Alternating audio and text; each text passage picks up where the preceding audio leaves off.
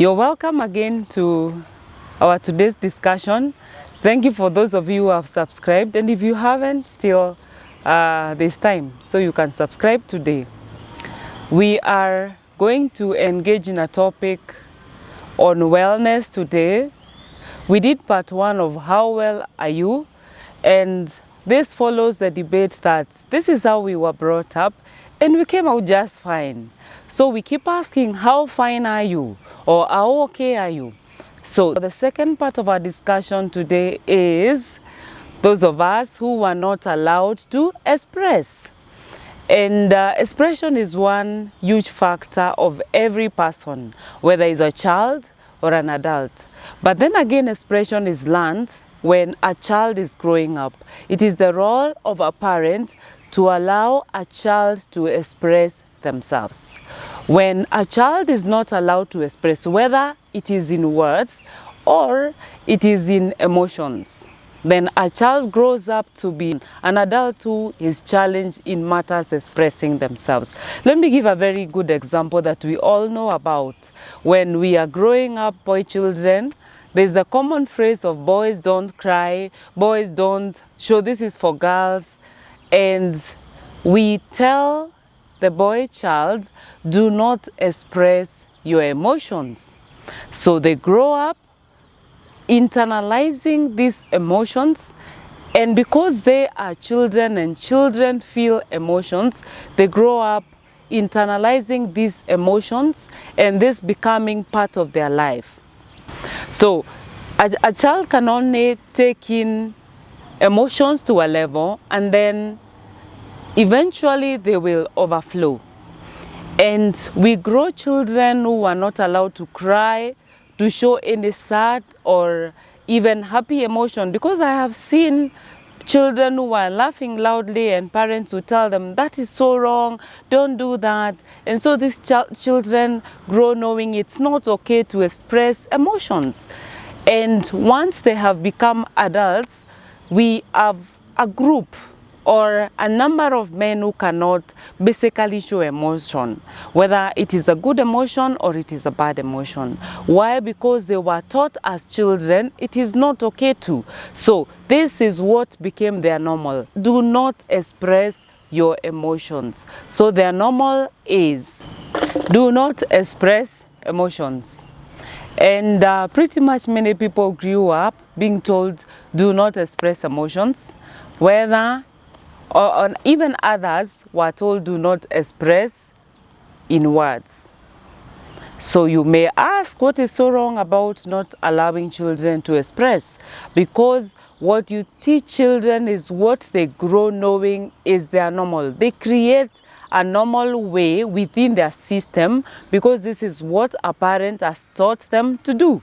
So this becomes their ideal. And so the children who are not allowed to express emotions then grow up knowing emotions are not supposed to be expressed. They are supposed to be internalized.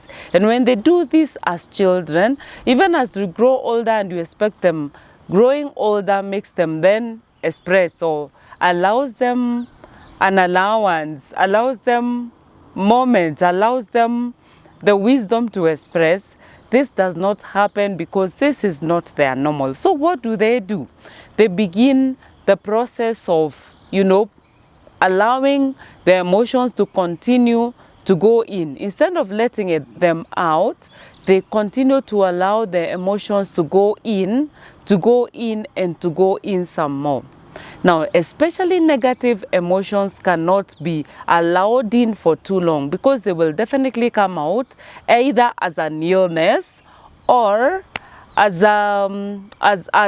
negativity of violence, of anger, of beating, whatever it is, but they have to come out because when they are put so long inside, they begin to overflow and to overflow. And these are times we ask, what happened to this human being who was very good, very calm, and then one day they erupted and did things that are not very interesting? So the answer is they internalized and allowed them in some more until there was an overflow. Or when they are not behaving in violent ways, they are producing illnesses that cannot be medically proved. Why? Because emotions have to come out in a certain way.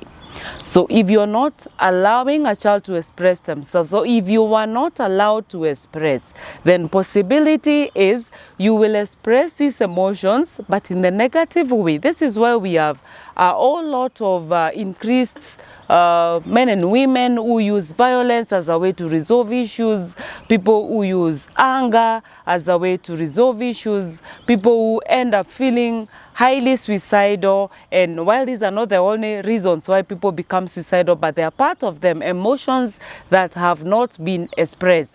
Why we have very many depressed people? Because emotions have been piled inside since they were little, and as adults there is too much and they are not able to handle. So this is a disadvantage of allowing children not to express their emotions. If you are not allowed to express emotions, definitely you're no exceptional. You could be unhealthy in very many ways. Even if you argue, I am just fine. So if you're not allowing a child to express in terms of words, especially children in the African society, a child has no voice, a child has no decision to make. They simply know nothing. So what happens essentially is, even when a child tries to talk, they are told, keep quiet, I'm talking to so and so. And it's okay to let a child wait a little longer if what you're doing is useful, but when you finish, go back and ask them, now I have come, tell me what you were talking about. So a child begins to understand that they have a voice. While doing marital counseling, I found something very interesting. Most of the people who are not allowed to express themselves as children in their marriages do not know how to express themselves. These are the people who will get angry and expect you to know what is going on in their minds. These are the people who get angry or feel disappointed and they expect you to understand that you have wronged them.